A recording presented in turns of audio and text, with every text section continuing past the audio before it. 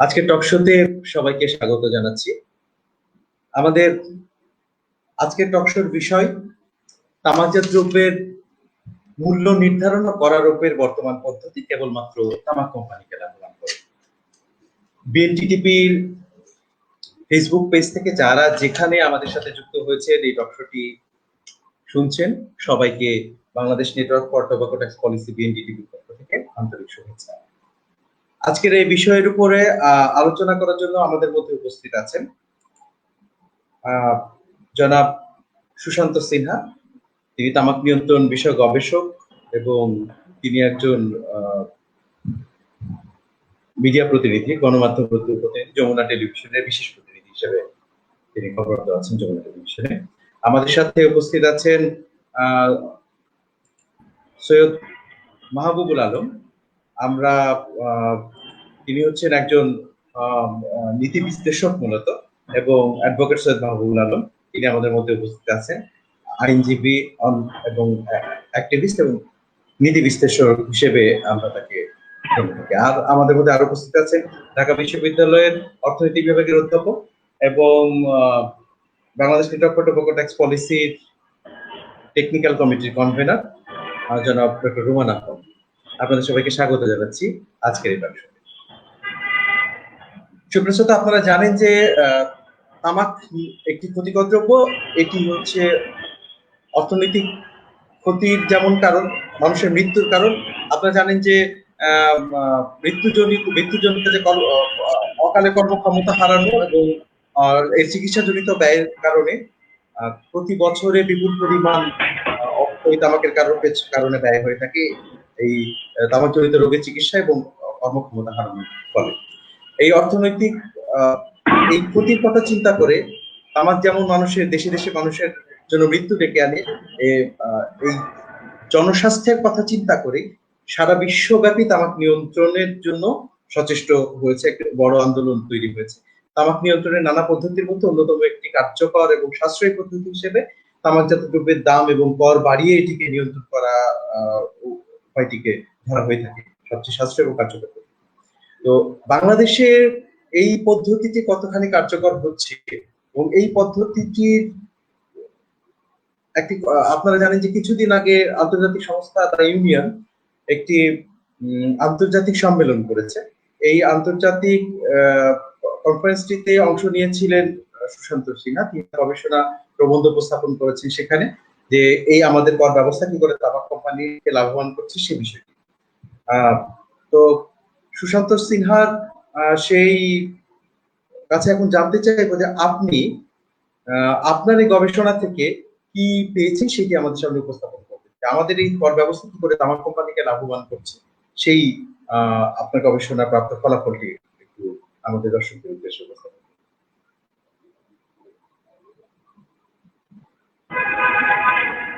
ধন্যবাদ আয়োজকদেরকে আমাকে সুযোগ দেওয়ার জন্য।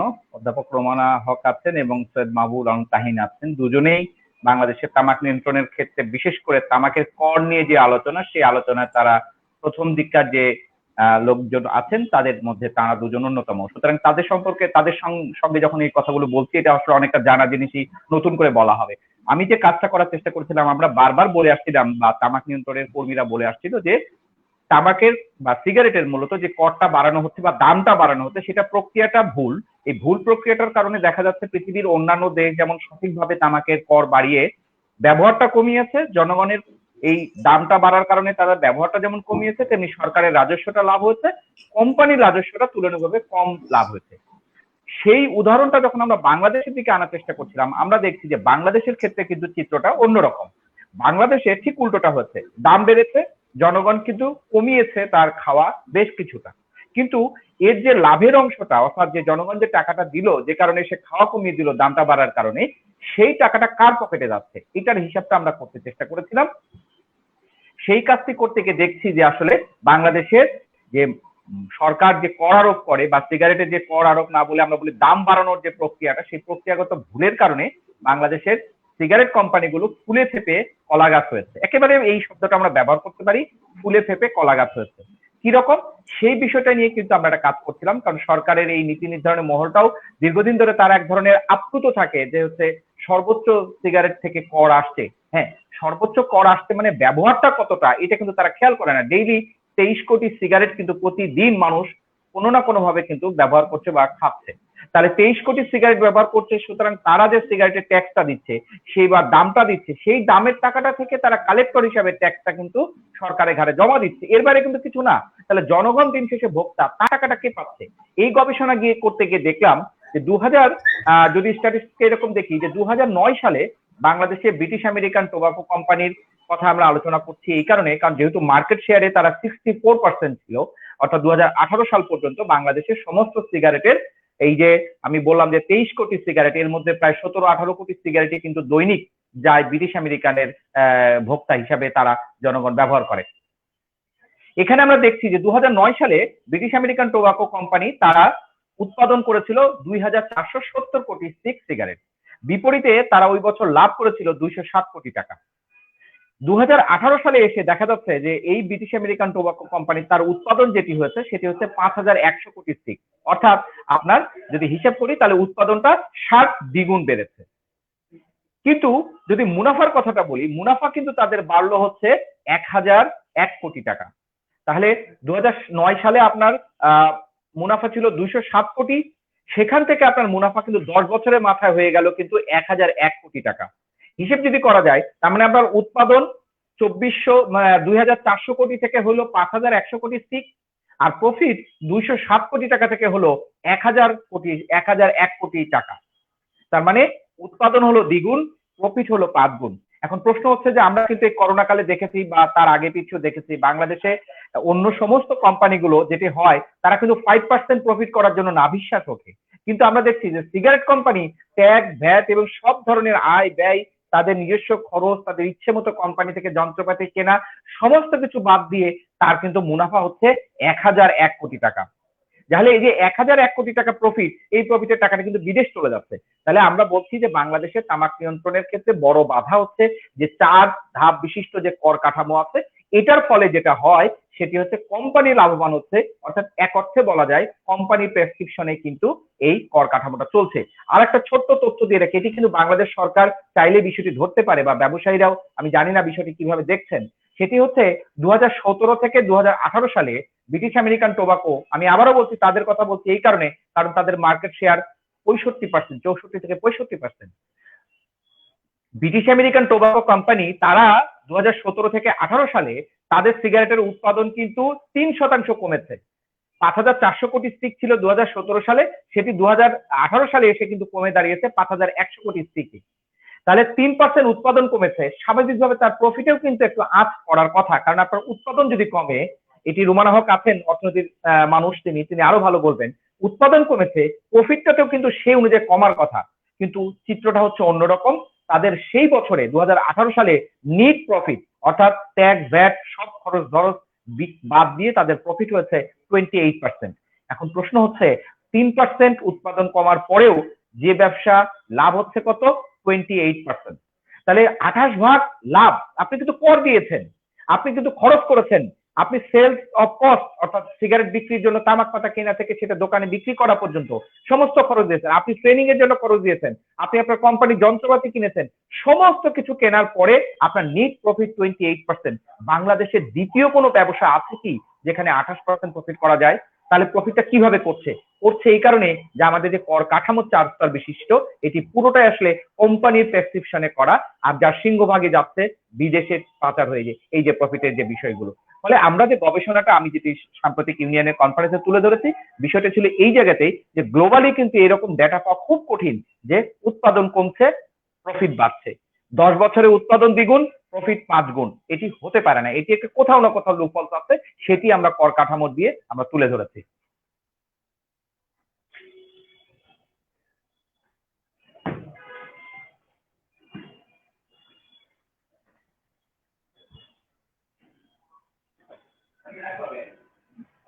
এখানে কিছু নিউজের বিষয় আছে যে নিউজগুলোতে তুলে ধরেছি। একটা বিষয় আমরা ছোট্ট করে বলতে চাই, বাংলাদেশে এই সংবাদটি কিন্তু আমরা যদি গুরুত্বপূর্ণভাবে তুলে ধরতে পারি তাহলে যে জিনিসটি হবে সেটি হচ্ছে সরকারের নীতি নির্ধারক মহল। আমরা কিন্তু বারবারই বলছি যে 22,000 কোটি টাকা আসে, তাহলে 22,000 কোটি টাকা যে ট্যাক্স আসছে, এই ট্যাক্স আমি শুরুতে যেটি বলছি যে জনগণ কতটা দেয় আর কোম্পানি কতটা দেয়, সেই হিসেবে কিন্তু দেখছি যে 2018-19 সাল পর্যন্ত যদি আমরা হিসেব করি তাহলে কিন্তু দেখবো যে কোম্পানির ট্যাক্স মাত্র ব্রিটিশ আমেরিকান টোবাকো যে করটা সরকারের ঘাড়ে দিচ্ছে, সরকারের কোষাগারে দিচ্ছে, তার মাত্র 4 থেকে 5%।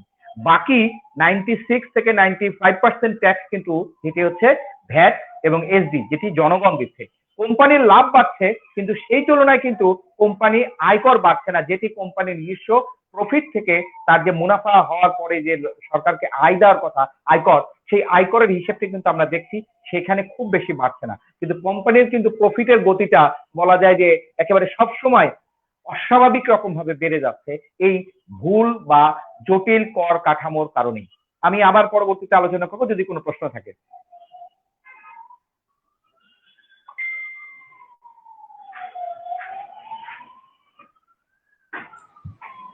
ধন্যবাদ সুশান্ত সিনহা আপনাকে আপনার চমৎকার বক্তব্যের জন্য।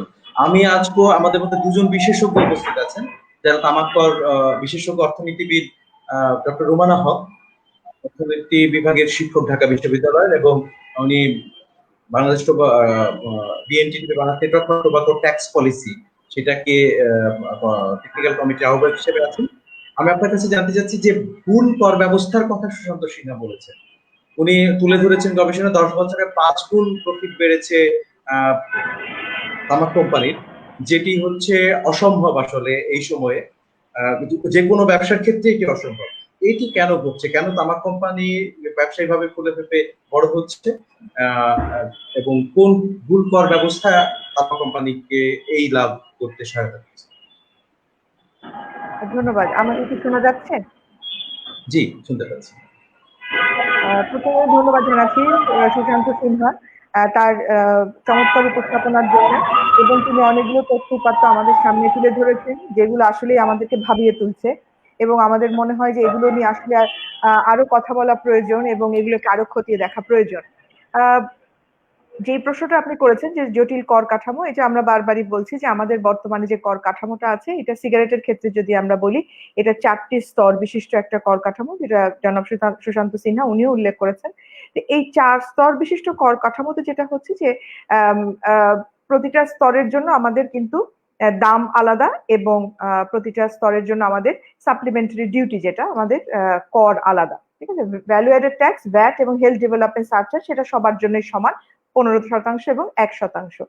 এবার এই যে কর কাঠামো থেকে এই জটিল প্রক্রিয়ায় কোন সিগারেটটা কোন কর কাঠামোর আওতায় যাবে, কোন স্তরে মূল্য স্তরের আওতায় আসবে, এবং সেটা হিসাব করে বাজারে কতগুলো বিক্রি হয়েছে কর আদায় করা, এটা একটা জটিল প্রক্রিয়া। এই জন্য কোম্পানিগুলোর কাছ থেকেই কিন্তু সরকার তথ্য নেয় এবং সে অনুযায়ী তারা একটা কর আরোপ করে, এবং এর ফলে কি হচ্ছে, কর আহরণ করে।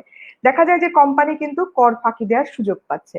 তারা এক স্তরের সিগারেটকে অন্য স্তরের সিগারেট দেখাচ্ছে, অথবা কোনো এক বছরে হয়তো তারা বলছে যে আমার এটা মিডিয়াম টিয়ারের সিগারেট ছিল, পরবর্তী বছরে তারা সেটাকে হয়তো লো টিয়ারের সিগারেট দেখাচ্ছে। এই জন্য তারা তাদের বিভিন্ন কারসাজির মাধ্যমে তারা কিন্তু উৎপাদন কম করা সত্ত্বেও তারা তাদের এই কর ফাঁকি দিয়ে প্রফিটটাকে, তাদের মুনাফাটাকে তারা ঠিকই তারা রেখেছে। তো এই মুনাফা করা এবং কর ফাঁকি দেওয়ার একটা অন্যতম কারণ হলো এই 4 মূল্য স্তর বিশিষ্ট জটিল কর কাঠামো।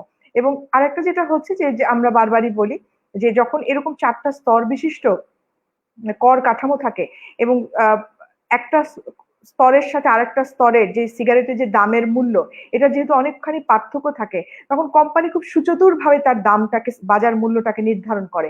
কারণ আপনারা দেখবেন যে কর কাঠামোটা যদি আপনারা দেখেন, যে আমার নিম্ন স্তরের যদি সিগারেটের কথা বলি, এটা 39 টাকা প্লাস, হ্যাঁ, তারপরের স্তরটা হয়তো 65 টাকা প্লাস। তো এই 39 টাকা থেকে শুরু করে আপনার 60 টাকা পর্যন্ত বা 64 টাকা পর্যন্ত যে স্তরের কথা আমরা বলছি, পরবর্তীটা পুরোটাই কিন্তু তার জন্য একই সমান আপনার ট্যাক্স থাকবে। তো কোম্পানি কি করে, খুব উপরের দিকে এমন ভাবে তার দামটা নির্ধারণ করে যে তার কিন্তু ওই স্তরে যেখানেই সে থাকুক না কেন, দামটা 39, 40, 41, 42, 45, কর কিন্তু তার তখন ওই সাপ্লিমেন্টারি ডিউটি একই হবে 55% কি 57%।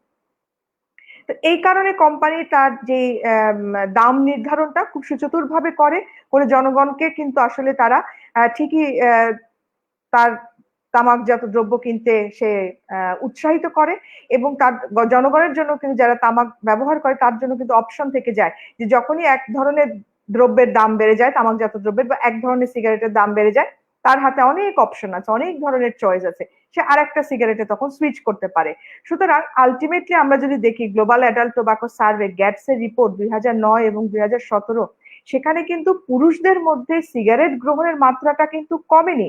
2009 সালে পুরুষরা সিগারেট গ্রহণ করত 28.3%, আর 2017 সালে এসে পুরুষদের সিগারেট গ্রহণের মাত্রা হয়েছে 28.7%। অর্থাৎ সিগারেট তারা একটু বেশি খাচ্ছে এখন। তো এই সুতরাং এটা কিভাবে হচ্ছে সম্ভব? সম্ভব হচ্ছে এই কারণে যে তাদের জন্য অনেক রকম বাজারে প্রোডাক্ট আছে, বিভিন্ন দামের আছে, যারা যেই ধরনের তাদের এফোর্ডেবিলিটি সেই অনুযায়ী তারা কিন্তু কোনো না কোনো সিগারেট বাজার থেকে নিতে পারছে। তো এই ক্ষেত্রে আমি আরেকটা কথা বলবো, যদিও সুশান্ত সিনহা একটি কোম্পানির কথা বলেছেন, ব্রিটিশ আমেরিকান টোবাকো কোম্পানির উদাহরণ দিয়েছেন, এটা সব তামাক কোম্পানির ক্ষেত্রেই সত্যি। তারা সবাই কিন্তু এই একই ধরনের এই জটিল কর কাঠামোর সুযোগ নিয়ে একদিকে কর ফাঁকি দিচ্ছে, আর একদিকে তাদের দামটাকে এমন ভাবে নির্ধারণ করছে যেন আসলে তারা তাদের প্রফিট শেয়ারটা যেন ঠিক থাকে। ধন্যবাদ আপনাকে।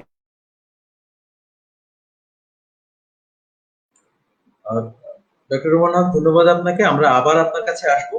আমরা আমাদের মধ্যে আরেকজন বিশেষজ্ঞ উপস্থিত আছেন, অ্যাডভোকেট সৈয়দ মাহবুবুল আলম, যিনি জনস্বাস্থ্য নীতি বিশেষজ্ঞ এবং একজন অ্যাক্টিভিস্ট হিসেবে নিজেকে পরিচয় দিতে বেশি পছন্দ করেন। সৈয়দ মাহবুবুল আলম, আপনার কাছে জানতে চাইছি যে এই যে প্রক্রিয়া, এই প্রক্রিয়ার সমাধানের পথ আসলে কি? তামাক কোম্পানিকে লাভবান করছে আমাদের যে ত্রুটিপূর্ণ কর ব্যবস্থাপনা, সেটা সেখান থেকে বেরিয়ে আসার উপায়। আপনি আনমিউট। ধন্যবাদ। প্রথমে আমি আমাদের জনাব সুশান্ত সিনহাকে ধন্যবাদ জানাই। একটা খুবই গুরুত্বপূর্ণ বিষয় উনি তুলে ধরেছে অনেকদিন পর, একটা নতুন দিক, এটা খুবই একটা বড় বিষয়। বাংলাদেশে যদি আপনি লক্ষ্য করেন, আমি আরেকটু ব্যাকগ্রাউন্ড দিতে চাই যে বেসিক কোশ্চেনটা আমাদের সুশান্ত সিনহা এই গবেষণার মাধ্যমে তুলেছেন, সেটা হচ্ছে কর কাঠামোটাকে এমন ভাবে করা হচ্ছে যাতে সুনির্দিষ্ট কোনো কোম্পানি লাভবান হয়। আমি আবার বলছি, সুনির্দিষ্ট কিছু কোম্পানি। আমরা চাই বাংলাদেশ থেকে সব কোম্পানি গুলারই ব্যবসা কমিতে তামাক ব্যবহার কমে আসে, তামাকের উপর নির্ভরশীল কোনো প্রতিষ্ঠান আমরা দেখতে চাই না। কিন্তু আমি অন্য কারণে বলছি যে এই টোটাল যে ফিনান্সিয়াল পলিসিটা এমন ভাবে করা হচ্ছে যাতে কয়েকটা কোম্পানি লাভবান হয়। আপনি যদি খেয়াল করেন তাহলে দেখবেন যে বাংলাদেশে বিএসসি বা যে অন্য যে কোম্পানিগুলো আছে তার মার্কেট যেভাবে অ্যাগ্রেসিভলি বাড়ছে, অন্যান্য কোম্পানি, দেশীয় কোম্পানিগুলো কমে আসছে। তার মানে হচ্ছে যে একটা কোম্পানি ট্যাক্স পলিসিতে ডমিনেট করছে। আমরা এখানে সরকারের বা আমাদের যে রাজস্ব বিভাগ তার ডমিনেশন চাই, এবং চাই যে ট্যাক্স এমন ভাবে বাড়ুক যাতে জনস্বাস্থ্য লাভবান হয়, কোনো কোম্পানি না। এই কোম্পানির যে ট্যাক্স কাঠামোর একটা আমি শুধু উদাহরণ দিই, যে বাংলাদেশে যে আমাদের ব্যান রুল নেওয়া হয়, ব্যান রুল এটা ট্যাক্স, আমাদের যে ব্যান রুলের রুলস আছে সেখানে বলা আছে যে তামাক কোম্পানি অর্থাৎ সিগারেট কোম্পানি গুলা যে ব্যান রুল গুলা নেয় তার মাঝে 1% নষ্ট হয়ে যেতে পারে। এটা নষ্ট হয়েছে এটা ধরে নেওয়া হবে, এবং এই নষ্টটার জন্য তাকে কিন্তু কোনো টাকা দিতে হবে না। এখন কে এনশিওর করবে যে 1% আসলে কি নষ্ট হয়েছে না, এটা সেলফ রিপোর্টেড। নানা ধরনের মনোপলি আছে ট্যাক্সে। আমরা জানি যে ট্যাক্সের যে ব্যান রুল তা নিয়ে নানা রকমের নয় হচ্ছে। এবং আরেকটা বড় হচ্ছে যেটা ট্রান্সফার প্রাইসিং। প্রতি বছর মাল্টিনেশনাল কোম্পানিগুলো প্রচুর পরিমাণে তাদের ট্রান্সফার প্রাইসিং করছে, পণ্য ক্রয়ের নামে তারা টাকা পাচার করছে। এগুলার আমাদের যে কর কাঠামো, সেই কাঠামোগুলোর মধ্যে এই অবস্থাগুলো রয়ে গেছে। আমরা প্রথমে যেটা চাই, কর কাঠামোটার পরিবর্তন হয়, স্পেসিফিক ট্যাক্স আরোপ করা হয়। স্পেসিফিক ট্যাক্স হচ্ছে এখন যে করটা হয়, যেটা হয়তো আমাদের ডক্টর রুমানা আরো ভালোভাবে বলবেন, যে করটা আরোপ হয় তার একটা অংশ যে টাকাটা প্রতি বছর বাড়ে কর হিসাবে দেয়, তাতে ইন্ডাস্ট্রিও লাভবান হয়। অর্থাৎ তার প্রোডাক্টের কস্টিং হয়তো সেম থাকলো, কিন্তু গভর্নমেন্টের ট্যাক্স পলিসির কারণে সে 5 টাকার জিনিস এর পরের বছর 60 টাকা পাচ্ছে।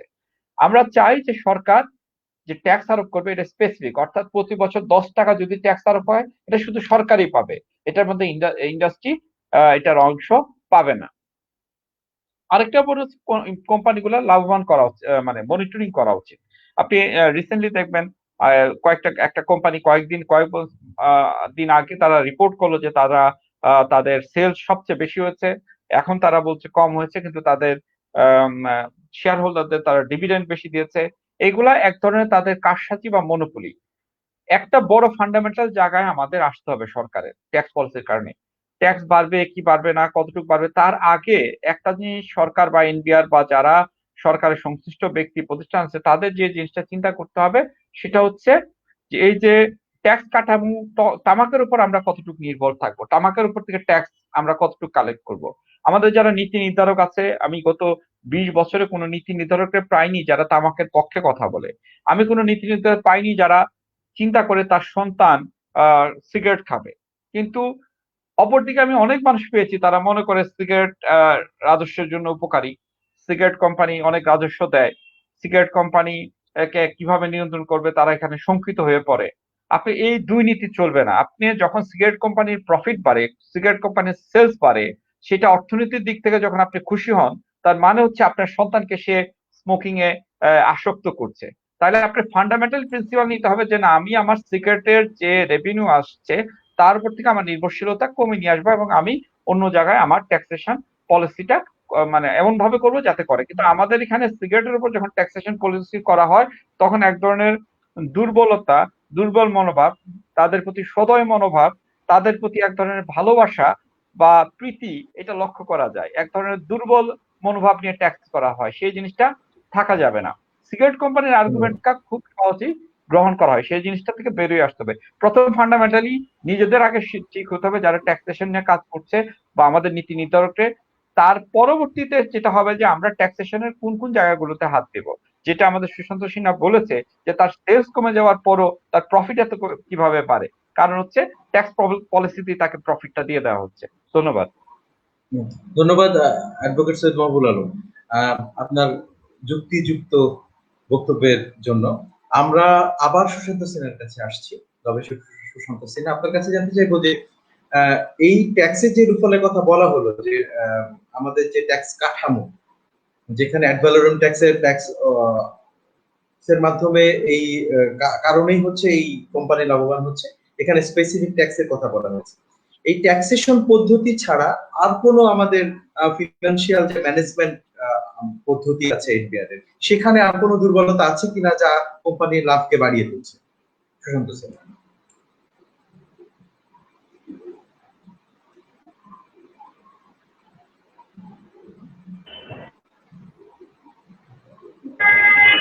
ধন্যবাদ আবারও আমাকে সুযোগ দেওয়ার জন্য। এখানে টাইম ভাই যে প্রশ্নটি করেছেন সেই উত্তরটি আমি একটু সংক্ষেপে যোগ করতে চাই। সেটি হচ্ছে যে 1% যে ব্যান রোল, যেটি রুমানা হকও বলেছেন যে সিগারেট কোম্পানি স্টক এত জটিল কাঠামো যা বলে কোম্পানি দিন শেষে যা হিসেব দেয় সেটি কিন্তু এনবিআর একভাবে গ্রহণ করে, এবং সেখানে স্ট্যাম্পের ক্ষেত্রে দ্বৈত নীতি আছে। দ্বৈত নীতি কি দেখেন যে তাহিন ভাই দেশি কোম্পানি আর বিদেশি কোম্পানির কথা বললেন, আমি যদি সিগারেটের সাথে বিড়ির তুলনাটা করি তাহলে দেখা যাবে বিড়ি কোম্পানিগুলোকে কিন্তু ব্যান্ড রোল কিনে নিতে হয়। সেজন্য বিড়ি কোম্পানির ব্যান্ড রোলটাকে বলে রাজস্ব আকারেই, কারণ ওটা যখন কত প্যাকেট বিড়ি বানাবেন এতটা ব্যান্ড রোল আপনি কিনে নেবেন, আপনি সে টাকাটা দিয়ে দিচ্ছেন, ওটা কিন্তু রাজস্ব।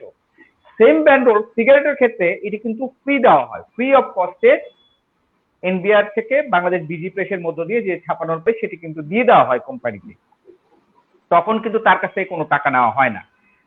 উল্টো ওই যে দান করলে দক্ষিণা দিতে হয় এরকম একটি তো রেওয়াজ আমরা জানি, সুতরাং উল্টো তাদেরকে এনবিআর এর পক্ষ থেকে একটা সুবিধা দেওয়া হচ্ছে যে 1% আপনি মিস ইউজ করবেন। এখন আপনি বলেন আপনি কোনো প্রোডাক্ট কিনে নিয়ে গেলেন, আপনি ধরেন ডিম কিনে নিয়ে যাচ্ছেন, ডিম দোকান থেকে এক হালি কিনলেন, এক হালি কিনে নিয়ে যাওয়ার সময় এলোমেলো ভাবে যাওয়ার সময় দুটো ডিম ভেঙে গেল, এর দায় কি আপনার নাকি হচ্ছে ডিম বিক্রেতার? বিক্রেতা তো ঠিকভাবে দিয়েছে। তাহলে 1% যদি আমি বলেছি যে প্রতিদিন 23 কোটি স্টিক সিগারেট বিক্রি হচ্ছে, তাহলে 23 কোটি স্টিক সিগারেটের যদি 1% মিস ইউজ হয় তাহলে এই টাকার অঙ্কটা কিন্তু নেহায়েত কম নয়। বাংলাদেশে অনেক ব্যবসায়ী এত টাকার মালিক না। যাক, এই প্রশ্নের পাশাপাশি আমি আরেকটি বলবো যে এই যে দ্বৈত নীতি, যে বিড়ির ক্ষেত্রে রেভিনিউ করা হয়, সিগারেটের ক্ষেত্রে রেভিনিউ। আমি একটু জিনিস এখানে একটা বিষয় আমি যোগ করতে চাই, সেটি হচ্ছে আমি ট্যাক্স ব্যান্ড রুল ব্যবহার যে নীতিমালাটা সেটা করছিলাম, এটা শুধু 1%, এটা 2% পর্যন্ত হওয়ার সম্ভাবনা আছে। ওখানে 1% সাধারণভাবে আর এনবিআর এর এটা বলা কর্মকর্তা যদি মনে করেন তাহলে 2% পর্যন্ত হওয়া সম্ভব। যাক, ধন্যবাদ আপনাকে সংযোজনে, কারণ নতুন নতুন দিন যাচ্ছে তো গোপনে গোপনে অনেক কিছু চেঞ্জ হচ্ছে। আমি আরেকটি তথ্য দিতে চাই, যেটি বলছেন যে জাতীয় রাজস্ব বোর্ডে আপনি যদি আয়করদাতা যখন তার ইনকামটা দিচ্ছে, শো করছে, তার কিন্তু ব্যয়ের টাকাটাও কিন্তু দিতে হয়। এনবিআর কিন্তু আপনার শুধু ইনকাম দিয়ে ধরতে পারে না, এনবিআর কিন্তু আপনাকে ব্যয় দিয়েও ধরতে পারে। যেমন বাংলাদেশের একজন জনপ্রতিনিধির কথা বলতে পারি আমি, তার কিন্তু ঘটনা ঘটেছিল, তার ছেলে মেয়ের খরচ কিন্তু মাত্র 20,000 টাকা দেখিয়েছিল সারা বছরে। দেখা যাচ্ছে যে তার ছেলে যে স্কুলে পড়তো সেই স্কুলের মান্থলি বেতন 7,000 টাকার বেশি। তখন কিন্তু এনবিআর তাকে ডেকে পাঠিয়েছিল এবং তারা সরি বলেছিল যে আসলে এটা হবে বেশি, কিন্তু আমরা কম দেখিয়েছি। অর্থাৎ আপনার ব্যয়ের খাত দিয়েও কিন্তু এনবিআর ধরতে পারে। কেন এই প্রসঙ্গে বলছি, আয়কর আইনে যখন এই আইনটা আছে, তাহলে কোম্পানি আইনের ক্ষেত্রেও কিন্তু এটা আছে। যেমন আপনি ফাইন্যান্সিয়াল মিসম্যাচের কথা বলছিলেন, আমি কিন্তু বারবার একটা কথা বলছি যে বিএটি হিসেবটা বলছি, কারণ যেহেতু তারা 64% মার্কেটে শেয়ার আছে, তাদের লাভটা বেশি। তার 26,000 কোটি টাকার মধ্যে 22,000 কোটি টাকার ট্যাক্সই তাদের কোম্পানির সিগারেটের মধ্য দিয়ে আসে। এইখানে একটা তথ্য আমি দেখছিলাম যে তাদের যদি ডেটা অ্যানালাইসিস করি, তাহলে কিন্তু তারা বলছে যে তাদের যে কস্ট অফ গুড সেল, অর্থাৎ তাদের সিগারেট বিক্রি করতে গিয়ে যে খরচ, তামাক পাতা কেনা থেকে সমস্ত কিছু, আর তাদের যে অন্যান্য খরচ, এরও একটা হিসেব যদি দেখি, তাহলে কিন্তু এটা বেশ একটু চোখে পড়ার মতো। যেমন তারা কস্ট অফ গুড সেলস, এইটার 2019 সালে খরচ হয়েছিল তাদের হচ্ছে যে টাকা, তার প্রায় 26 ভাগ, অর্থাৎ যদি আমি হিসেব করি তাহলে তারা বলছে যে 808 কোটি টাকা, 808 কোটি টাকা তারা বাড়তি খরচ করেছে কিসে? Financial cost and other expenses. তার আগের বছর এটা কত টাকা খরচ করেছিল এই খাতে? তারা 672 কোটি টাকা। তার আগের বছরে 698 কোটি টাকা, 594 কোটি টাকা। তার আগের বছর 548 কোটি টাকা। অর্থাৎ গেল 5 বছরে আমি দেখছিলাম যে সিগারেট বিক্রিজনিত যে ব্যয়, সেই ব্যয়ের প্রায় 26% টাকা তারা খরচ করছে তাদের আদার ফিনান্সিয়াল কস্ট এবং এক্সপেন্ডিচার নামে। তাহলে এই আদারটা কি? এই আদারটা কিন্তু এনবিআর এর উচিত খতিয়ে দেখা যে তারা কিভাবে খরচ করছে। যেমন তারা যে ডেটাটা দিয়েছে। হ্যাঁ, আমি একটা বিষয় এখানে আপনাকে আরেকটা প্রশ্ন করে রাখতে চাই মাঝখানে। সেটা হচ্ছে যে আমরা জানি যে বিদেশি কোম্পানিগুলো তাদের লভ্যাংশ নিয়ে যাচ্ছে, দেশ থেকে তুলে নিয়ে যাচ্ছে, কিন্তু এর পাশাপাশি নানা কৌশলে তারা আরো বিপুল পরিমাণ অর্থ এদেশ থেকে ট্রান্সফার করছে। ট্রান্সফার প্রাইসিং যে টার্মটিকে এক্ষেত্রে ব্যবহার করা হয়, তো এই ঘটনাটি কেন হচ্ছে, কিভাবে হচ্ছে, সেটি আপনি একটু আমাদেরকে এইটাই কিন্তু লুকিয়ে আছে যে এইখানে যে financial cost and other expenditure, যে 808 কোটি টাকা, এই 808 কোটি টাকার মধ্যে কি কি আছে? 808 কোটি টাকার মধ্যে তারা একটা বড় কেনে, যে তাদের কোম্পানির কাছ থেকে লিভ এন্ড গুডস কেনে, অর্থাৎ সিগারেট তৈরির যে তামাক পাতা এবং তার সংক্রান্ত যে গুডস অন্যান্যটা কেনে। এটি কার কাছ থেকে কেনে? সমস্তটা কেনে বিএটি সিস্টার কনসার্ন, অর্থাৎ অন্য দেশের, BAT America, BAT Nigeria, BAT Canada, BAT ধরেন যে আপনি ইন্দোনেশিয়া, সাউথ আফ্রিকা থেকে কিনছে। এর বাইরে কি কিনছে? আমরা কিন্তু আগে বলে এসেছি যে ওদের উৎপাদন কিন্তু দ্বিগুণ বেড়েছে। তাহলে দ্বিগুণ বাড়লে মেশিন কিন্তু প্রতি বছর নতুন নতুন করে আনার প্রয়োজন থাকার কথা না। তাহলে সেই মেশিন কিন্তু তারা কিনছে প্রত্যেক বছর, একটা বড় অংশের টাকা কিন্তু তারা এই 808 কোটি টাকা, অন অ্যান অ্যাভারেজ বছরে যে 662 কোটি টাকা গেল 5 বছরে তারা প্রতি বছর খরচ করেছে অতিরিক্ত ফাইন্যান্সিয়াল খরচে। সেইখানে দেখা যাচ্ছে যে তারা মেশিন কিনছে 100, 150, 200, 300 কোটি টাকার মেশিন কিনছে, ক্যাপিটাল মেশিন কিনছে। এটি কার কাছ থেকে কিনছে? BAT Chile, BAT Nigeria, BAT Mexico, BAT USA, BAT Singapore. প্রশ্ন হচ্ছে বাংলাদেশে BAT, British American Tobacco Bangladesh, এরা কি কোনো মেশিন উৎপাদন করে? করে না, এরা সিগারেট বানায়। তাহলে বিএটি সিঙ্গাপুর, তারাও তো কোনো মেশিন বানানোর কথা না। বিএটি নাইজেরিয়া, তারাও তো মেশিন বানানোর কথা না। চিলি মেশিন বানানোর কথা না। সাউথ আফ্রিকা মেশিন বানানোর কথা না। কানিয়া, কানাডা, মানে কোন দেশেরই কিন্তু ব্রিটিশ আমেরিকান টোবাকো তারা মেশিন উৎপাদন করে না। তাহলে তাদের কাছ থেকে মেশিন কিনে প্রতি বছর এই যে 808 কোটি টাকার একটা অংশ যাচ্ছে, এই একটি টাকা কিন্তু তারা কোম্পানির কাছে দিচ্ছে। এর বাইরে কি দেয়? তারা রয়্যালিটি দেয়, অর্থাৎ যে কোম্পানির ব্র্যান্ড ব্যবহার করছে সেটার জন্য রয়্যালিটি দিচ্ছে। রয়্যালিটি বাবদ একটা টাকা আছে। আচ্ছা, ভালো কথা, রয়্যালিটি দিল। রয়্যালিটির পরে টেকনিক্যাল এবং অ্যাডভাইজরি ফি, এই খাতে আবার তাদের একটি বড় অংশের টাকা কিন্তু তারা খরচ করছে। অর্থাৎ কত ভাবে টাকাটা সিস্টার কোম্পানি বা মাদার কোম্পানি বা ফাদার কোম্পানি যেই বলেন না কেন, ওই ইউকে রেলিং কোম্পানির কাছে চলে যাচ্ছে, তার একটি নমুনা এখানে আছে। কাদেরকে দিচ্ছে টেকনিক্যাল অ্যাডভাইজের জন্য? বিএটি সিস্টার কনসার্ন যে প্রতিষ্ঠানগুলো, সিস্টার না, যে অন্যান্য যে মাদার অর্গানাইজেশনের যে আগ্রহ আছে তাদের সঙ্গে। তারপর তারা কি করছে? ইকুইপমেন্ট কিনছে।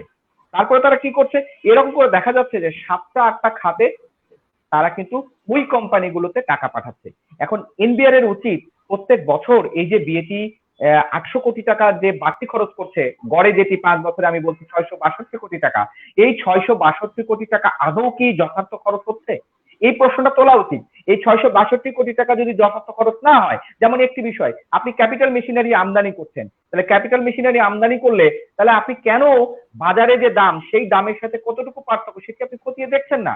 আপনি কেন সিঙ্গাপুরের কোম্পানির কাছ থেকে না নিয়ে বাস্তবে এটা বাজারে যে কোম্পানি তৈরি করছে যে মেশিন, সিগারেট বানানোর যে মেশিন, তাদের কোম্পানি মেশিন নিচ্ছেন না? ধরলাম বিএটির এই যে মাদার অর্গানাইজেশন তারা এই মেশিনটি বানায়, তাহলে বাংলাদেশে যে বিএটি প্রতি বছর যে মেশিন কিনছে, ইকুইপমেন্ট কিনছে, এই যন্ত্রাংশ কিনছে, এই যন্ত্রাংশগুলো যাচ্ছে কোথায়? কারণ আমরা তো সিগারেটের উৎপাদন, আমি আগেই বলেছি, উৎপাদন কিন্তু দ্বিগুণ বেড়েছে। তার মানে 10 বছরে যদি আপনার দ্বিগুণ উৎপাদন বাড়ে, তাহলে তো প্রতি বছর আপনার মেশিন আনার কোনো কিছু নাই।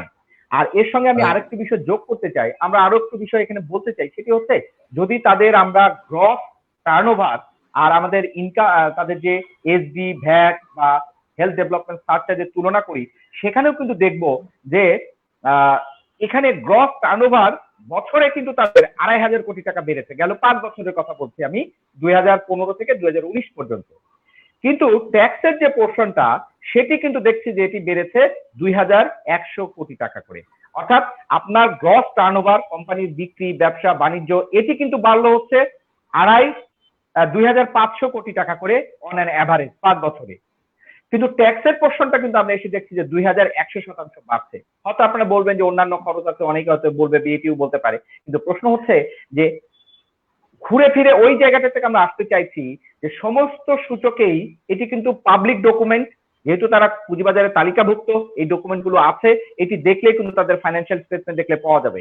তাহলে তারা যে ব্যয়টা দেখাচ্ছে, খরচের হিসাব দেখাচ্ছে, আয়ের হিসাব দেখাচ্ছে, সমস্ত দিক থেকেই প্রমাণ করা সম্ভব বাংলাদেশে কর কাঠামো যা করা হয়েছে সেটি কোম্পানিকে আরো বেশি কি করে লাভবান করা যায়। এবং এই যে টাকাটা, যেটি ট্রান্সফার প্রাইসিং এর কথা বললেন, বাংলাদেশ থেকে টাকাটা কিন্তু 72% টাকাই কিন্তু চলে যাচ্ছে যুক্তরাজ্যে।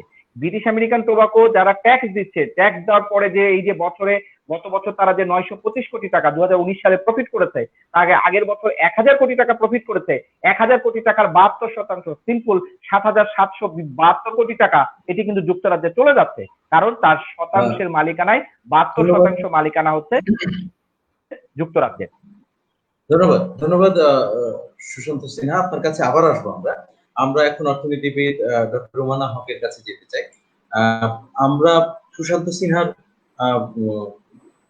তথ্য উপাত্তগুলো আমরা দেখেছি, তার গবেষণাপ্রাপ্ত ফলাফলগুলো দেখেছি, সেখানে তিনি আরো কয়েকটি বিষয় তুলে এনেছেন যে আমাদের অর্থনৈতিক যে ব্যবস্থাপনার যে দুর্বলতার কারণে তামাক কোম্পানি নানাভাবে লাভবান হচ্ছে।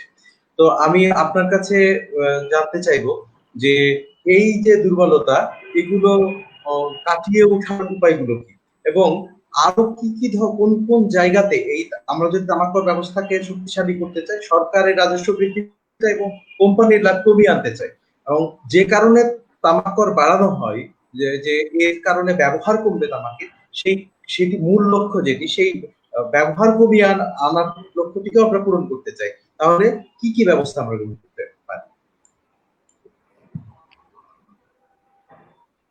ধন্যবাদ। আমাকে কি শোনা যাচ্ছে? ধন্যবাদ। আমি আবারও আপনার প্রথম রাউন্ডে যে প্রসঙ্গগুলো কিছু বলছিলাম, এবং আমাদের অতি প্রিয় সৈয়দ মাহবুবুল আলম তাহিন ভাই তিনিও কিছু প্রসঙ্গ তুলে ধরেছেন। আর আমি আবারও বলছি সুশান্ত সিনহাকে অসংখ্য ধন্যবাদ যে তার গুরুত্বপূর্ণ এই তথ্যগুলো সে আমাদের সামনে আজকে উপস্থাপন করেছে। তো আমি ওই আগের কথার সূত্র ধরেই এবং আপনার এই বর্তমান প্রসঙ্গে খুবই সংক্ষেপে আমি বলতে চাচ্ছি যে আমাদের তামাক কোম্পানিগুলো লাভবান হয় তার আরেকটি কারণ, যেটা আমাদের উল্লেখ না করলেই না, যে প্রতি বছর কিন্তু সিগারেটের দামও বাড়ছে, এবং এটা এই যখন একটা দাম বাড়ে এবং যখন আমরা অ্যাড ভ্যালোরেম পদ্ধতিতে কর আরোপ করি, তখন যেই পরিমাণ দামটা বাড়ছে তার একটা অংশ কিন্তু তামাক কোম্পানির ঘরে যাচ্ছে, আর আরেকটা কোম্পানি সরকার রাজস্ব হিসাবে পাচ্ছে। এবং এটা কিন্তু যেহেতু তামাকের দাম আমরা বাড়ানো চাই, সুতরাং এই যে প্রতি বছর তামাকের যে দামটা বাড়ছে, বাজারে যে খুচরা মূল্যটা, সেটাকে কিন্তু আমরা সাধুবাদ জানাচ্ছি যে হ্যাঁ, দাম বাড়ুক, কারণ দাম বাড়ার ফলেই কিন্তু এটা মানুষের ক্রয় ক্ষমতার বাইরে যাবে। কিন্তু যদি এভাবে দাম বাড়ে কিন্তু সেইভাবে আমরা যদি সঠিকভাবে কর আরোপ করতে না পারি, তাহলে যেটা একজন কমেন্টও করেছেন যে আখের গুড় আসলে লাভের গুড় কোম্পানির ঘরেই যাবে। তো আমি সেটার সাথে একমত যে লাভের গুড় আসলে কোম্পানি যাচ্ছে, কারণ আপনার যখন দাম বাড়ছে সেটা একটা অংশ সরকার ট্যাক্স হিসাবে পেলেও আরেকটা অংশ কিন্তু কোম্পানি একদম বিনা পরিশ্রমে বিনা খরচে সে মুনাফা হিসাবে পাচ্ছে, কারণ তার প্রোডাকশন কস্ট আর বাড়েনি, কিন্তু শুধুমাত্র দাম বেড়ে যাওয়ার কারণে এবং অ্যাড ভ্যালোরেম ট্যাক্স পদ্ধতির কারণে, অর্থাৎ যেটা বাজারে যে খুচরা মূল্য তার একটা অংশ হিসাবে একটা পার্সেন্টেজ হিসাবে আমরা কর আরোপ করি, সেই কারণে আসলে কিন্তু তামাক কোম্পানির ঘরে মোটামুটি আরো বেশি লাভ আমাদের যাচ্ছে।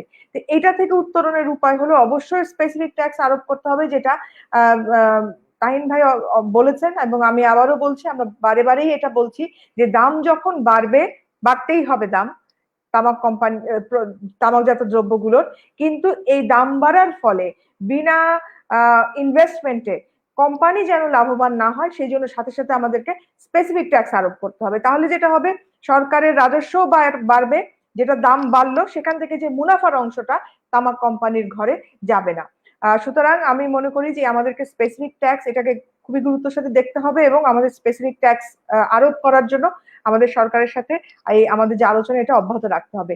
সে সাথে আরো খুবই সংক্ষেপে যেটা আমাদের জনাব সুশান্ত সিনহা যেগুলো পয়েন্টগুলো বলেছে যে নানানভাবে কোম্পানিগুলো আসলে কিন্তু কূটকৌশল চালাচ্ছে।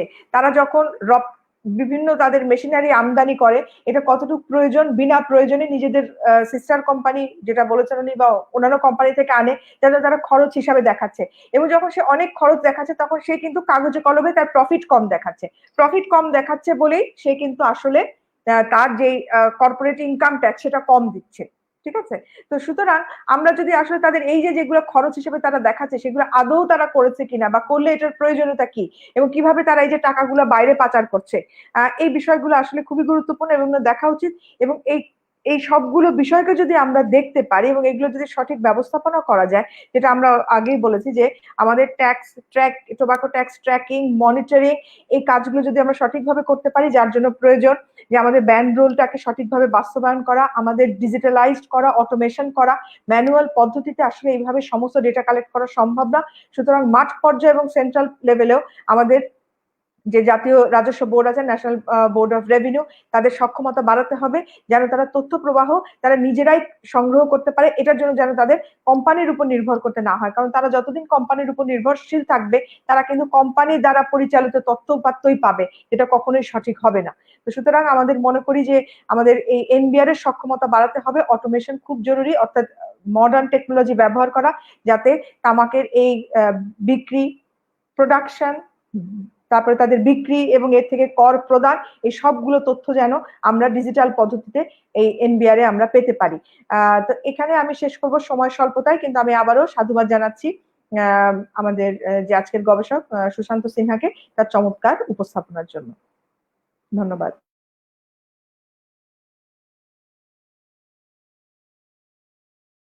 শুনতে পাচ্ছি না। ধন্যবাদ ডক্টর রোমানা হক, আপনার চমৎকার সুচিন্তিত বক্তব্য মতামতের কারণে। আমি দুটো খুব সংক্ষেপে 1 মিনিট করে দুজনের কাছে শুনবো। আমার একটা প্রশ্ন যে আমরা জানি যে সংবিধানের 7ম অনুচ্ছেদে বলা হয়েছে জনগণ প্রজাতন্ত্রের সকল ক্ষমতার মালিক, এবং একটা গণতান্ত্রিক কল্যাণ রাষ্ট্রের সমস্ত কার্যক্রম পরিচালিত হয় জনগণের সর্বোচ্চ কল্যাণ সাধনের জন্য। সেখানে জনগণ প্রতি বছর আমরা জানি যে 1,26,000 লোক মারা যাচ্ছে তামাক জনিত রোগে, এবং সরকারের এই সংক্রান্ত ক্ষতি 18-19 অর্থ বছরে প্রায় 30,000 কোটি টাকা ক্ষতি হয়েছে, স্বাস্থ্য খাতে ব্যয় হয়েছে এবং উৎপাদনশীলতা হারানোর কারণে ক্ষতি হয়েছে, দুটো মিলিয়ে। তারপরেও কেন বারবার আমরা এমন পদ্ধতি অনুসরণ করছি যেটা তামাক কোম্পানিকে লাভবান করছে? এখন যদি জনগণ এর পিছনে অন্য কোনো গন্ধ খোঁজে, সেটা খুব দোষের হবে কিনা? তার প্রথমে জনাব সুশান্ত সিনহা।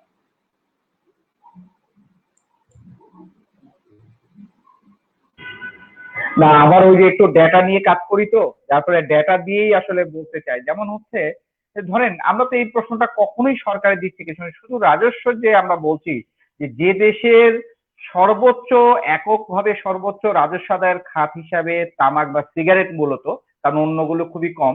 সিগারেটের কথা বলা হচ্ছে, তারা কর্মসংস্থান কত করে এই প্রশ্নটা কিন্তু তোলা দরকার, যে এত হাজার কোটি টাকা তারা ব্যবসা করছে, কর্মসংস্থান কত করে। সেই প্রশ্নটা যদি আমরা করি তাহলে কিন্তু আমরা দেখবো, এখন ধরেন বিএটির হিসেবে হচ্ছে গেল বছরে তাদের মোট কর্মকর্তা কর্মচারীর সংখ্যা হচ্ছে 1426। আর বাংলাদেশে আরেকটি যে কোম্পানি আছে সেটি হচ্ছে জাপান টোবাকো, কারণ 2% করে প্রতি বছর তারা এখানে, আমাদের যেহেতু কনজিউমার বাড়ছে বা উৎপাদন বাড়বে সেই আশায় এখানে বিনিয়োগ করতে আসছে, সর্বোচ্চ বিনিয়োগ নিয়ে তারা কত লোকের কর্মসংস্থান করছে তার বলা হচ্ছে যে বাংলাদেশের ইতিহাসে সর্বোচ্চ পরিমাণে বিনিয়োগ নিয়ে এসেছে জাপান টোবাকো। তারা কতখানি কর্মসংস্থান তৈরি করবে, তাদের উত্তর হচ্ছে গ্লোবালি বাংলাদেশে কোনো ডেটা তারা এখন পর্যন্ত রিভিল করেনি।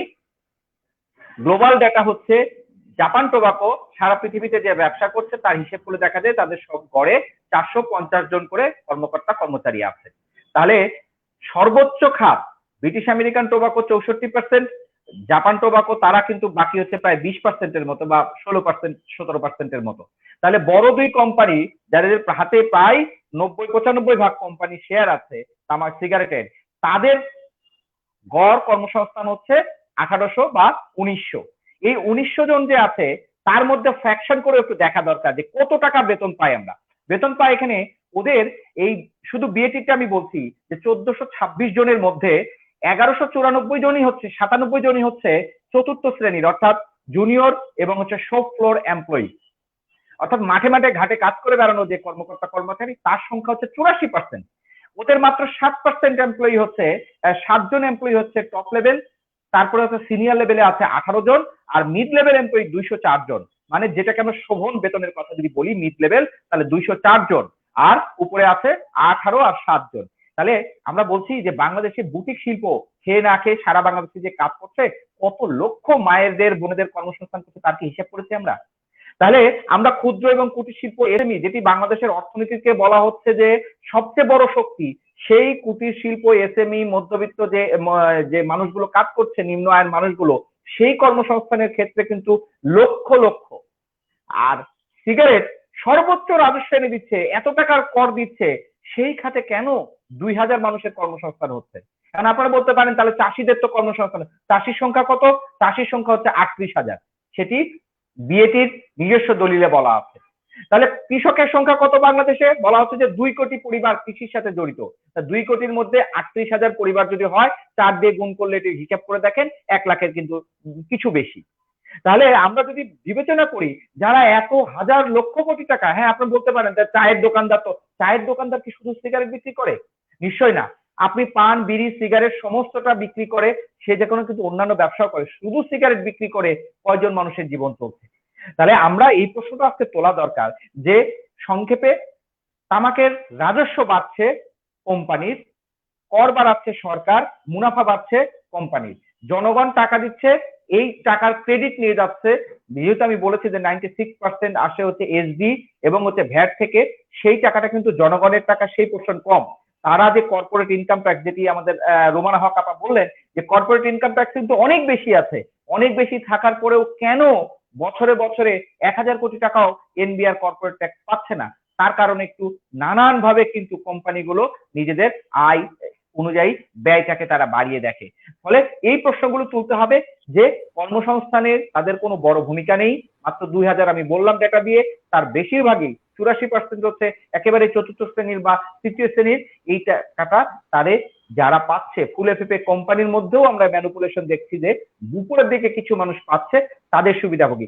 শেষ করব একটা বিষয় নিয়ে, আমরা রাজনীতিবিদদেরকে যতটা তামাক এবং সিগারেট সহ বা জর্দাগুল বিড়ি নিয়ে যতটা ধরি, তার চেয়ে বহুগুণে ক্ষমতার অধিকারী, ভেতর থেকে কলকাঠি নাড়ে আমলাতন্ত্রের সাথে জড়িত যে সমস্ত কর্মকর্তারা, বিশেষ করে স্বাস্থ্য মন্ত্রণালয় এবং আইন মন্ত্রণালয় এবং জাতীয় রাজস্ব বোর্ডের যে কর্মকর্তারা আছেন, তারাই কিন্তু এটি করেন। আমরা কিন্তু দেখেছি গত বছর রাতের আধারে জাতীয় রাজস্ব বোর্ডের অনেক কিছু পরিবর্তন করা হচ্ছে, যেটি অর্থ বিলে উল্লেখ ছিল না। বাংলাদেশে আইনের সংশোধন হবেই, হচ্ছে, এটা কোনো বিষয় না, কিন্তু যা সংশোধিত হয় সেটা কিন্তু অর্থ বিলে বাজেটের যে বইটি দেওয়া হয় সেখানে উল্লেখ থাকে যে এগুলো চেঞ্জ করা হলো। কিন্তু ব্যতিক্রম হয়েছে গত বছর, কারণ অর্থ বিলে কোথাও উল্লেখ না থাকার পরেও কিন্তু অনেকগুলো সিদ্ধান্ত চেঞ্জ করেছে জাতীয় রাজস্ব বোর্ড। ফলে আমরা কিন্তু দেখছি যে মন্ত্রণালয়ের উপসচিব বা তার উপরের যে সচিব বা মহোদয়া আছেন তারা কিন্তু ভেতর থেকে এই যে আইনের কোথায় ঘাটতি রাখা যায়, কোথায় ত্রুটি বিচ্যুতি রাখা যায়, কোথায় একটু লুপহোলস থেকে ওইটাকে বিধিতে গিয়ে আটকানো যায়, বিধিতে আটকালেও ওটা যেন ইমপ্লিমেন্ট করা না যায়, এই ফাঁক ফোকরগুলো কিন্তু রাজনীতিবিদরা অতটা মোটা দাগে খুঁজতে পারেন না, তারা কোনো ভূমিকাও পালন করেন না। তারা সামনে থেকে ডিও লেটার দেন, কিন্তু এর চেয়ে অনেক বেশি কাজ করেন এই আমলাতন্ত্রের ভেতরে লুকিয়ে থাকা কোম্পানির সুবিধাভোগী জনগোষ্ঠী। তাদের ব্যাপারেও আসলে আমাদের মনে হয় এখন কাজ করার সুযোগ আছে। ধন্যবাদ, ধন্যবাদ সুশান্ত সিনহা আপনার সুচিন্তিত বক্তব্যের জন্য। আমরা একদম শেষে চলে এসেছি। শেষ কথাটি অর্থনীতিবিদ ডক্টর রুমানা হকের কাছ থেকে শুনেছে। আমরা আসলে জনবান্ধব কর ব্যবস্থা সেটি কেমন হওয়া উচিত, জনগণের জন্য তামাক কর ব্যবস্থা?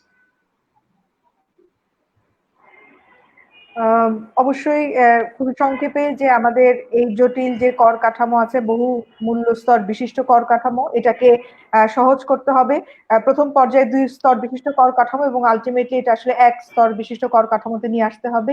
জর্দা, গুল এবং বিড়ি সব ধরনের তামাকজাত দ্রব্যের উপর এমন ভাবে কর মানে আরোপ করতে হবে যেন কোনোটাই মানুষের ক্রয় ক্ষমতার মধ্যে না থাকে। এবং এক্ষেত্রে আমি বলতে চাই যে আসলে আপনি জনাব সুশান্ত সিনহা ওনার বক্তব্য থেকে বুঝতে পেরেছেন যে শুধুমাত্র এই কর কি পরিমাণ আমরা আরোপ করলাম এটাই না, এছাড়া আরো অনেকগুলো বিষয় আছে যেগুলোর জন্য আসলে সুনির্দিষ্ট একটা নীতিমালা প্রয়োজন। সেজন্য আমি মনে করি যে আমাদের এই সামগ্রিক বিষয়টার জন্য একটা কর নীতিমালা, জাতীয় একটা কর নীতিমালা প্রয়োজন, তামাক কর নীতিমালা, যেটার ভিতরে শুধুমাত্র এই আমরা যেগুলো বলছি যে মূল্য স্তর বিশিষ্ট কর কাঠামো বা স্পেসিফিক ট্যাক্স এটা তো থাকবে, সেই সাথে আরো যে বাকি প্রসঙ্গগুলো আছে, এমনকি যে এক্সপোর্ট ইম্পোর্টের ক্ষেত্রে কি পরিমাণ কর দেওয়া হচ্ছে বা তাদের ইকুইপমেন্টের জন্য যে কর দেওয়া হচ্ছে, আমদানির ক্ষেত্রে, রপ্তানির ক্ষেত্রে, এবং আয়কর, ধোঁয়াহীন তামাক, এই ই সিগারেট, নতুন একটা থ্রেট আসছে আমাদের এখানে। এই সবগুলো বিষয়কে সম্মিলিতভাবে সামগ্রিকভাবে বিবেচনা করে যদি আমরা একটা জাতীয় তামাক কর নীতি করতে পারি, আমার মনে হয় সেটা তৈরি করা এবং এটার বাস্তবায়ন আমাদের অবশ্যই প্রয়োজন, যেন আমাদের জনস্বাস্থ্যের জন্য আসলে আমরা একটা সঠিক কর ব্যবস্থা আমাদের আগামী প্রজন্মকে উপহার দিতে পারি। ধন্যবাদ আপনাকে। ধন্যবাদ জনাব রুমানা হক। আমরা শেষ করে ফেলেছি বলা যায়। এখন আমাদের মধ্যে আজকে উপস্থিত ছিলেন গবেষক সুশান্ত সিনহা এবং গণমাধ্যম কর্মী। আমাদের মধ্যে ছিলেন অর্থনীতিবিদ ডক্টর রুমানা হক, অধ্যাপক অর্থনীতি বিভাগ, ঢাকা বিশ্ববিদ্যালয় এবং Bangladesh Network for Tobacco Tax Policy বিএনটিটিপির টেকনিক্যাল কমিটির আহ্বায়ক। আমরা আমাদের সাথে আরো ছিলেন একজন নীতি বিশেষজ্ঞ অ্যাডভোকেট সৈয়দ মাহবুবুল আলম। তিনি কারিগরি ত্রুটির কারণে আমাদের সাথে শেষ পর্যন্ত সংযুক্ত থাকতে পারেন। আমরা আজকের পুরো আলোচনা থেকে যে বিষয়গুলো উঠে এসেছি যে আমাদের কর ব্যবস্থা ত্রুটিপূর্ণ, এবং এই ত্রুটিপূর্ণ কর ব্যবস্থার কারণে তামাক কোম্পানি প্রতি বছর বিপুল পরিমাণ অধিক মুনাফা পাচ্ছে তামাক কোম্পানি, এবং উত্তরোত্তর এই মুনাফার পরিমাণ তামাক কোম্পানি বাড়ছে। গত 10 বছরে যে মুনাফার পরিমাণ 5 গুণ, যেটি আর কোনো ব্যবসায়িক ক্ষেত্রে বাড়ে, এবং যে হারে তামাক কোম্পানির মুনাফা বেড়েছে সে হারে সরকারের ট্যাক্স আদায়, কর আদায় বা সরকারের লাভ বাড়েনি। আমরা আরো দেখেছি যে এই ত্রুটি শুধুমাত্র এই কর ব্যবস্থাপনা ছাড়াও কর আদায় মধ্যে ত্রুটি আছে স্ট্যাম্প এবং ব্যানরোল বিতরণ এবং এই ব্যবস্থাপনার মধ্যে, তারপরে কর্পোরেট ট্যাক্সের মধ্যে আছে ট্রান্সফার প্রাইসিং এর মাধ্যমে বিপুল পরিমাণ টাকা দেশের বাইরে চলে যাচ্ছে, সে বিষয়টি আলোচনা হয়েছে। আরো অর্থনৈতিক নানা দুর্বলতার কথা, যে কারণে সরকারের রাজস্ব আদায় কম হচ্ছে, কোম্পানি লাভবান হচ্ছে। সবশেষে যে সমাধানের কথাটি এসছে যে প্রতি বছর মানে মূলত তামাক ব্যবস্থা করতে হবে জনগণের কথা ভেবে, এবং এর জন্য সবচেয়ে যে বিষয়টি আমাদের বেশি গুরুত্বপূর্ণ সেটি হচ্ছে সুনির্দিষ্ট করা রোগ। আমাদের যে ব্যবস্থা রয়েছে সেখানে অ্যাডভান্স ট্যাক্সের পাশাপাশি সুনির্দিষ্ট করা, এবং এর জন্য একটি কম্প্রিহেনসিভ টোবাকো ট্যাক্স পলিসি প্রণয়ন করা।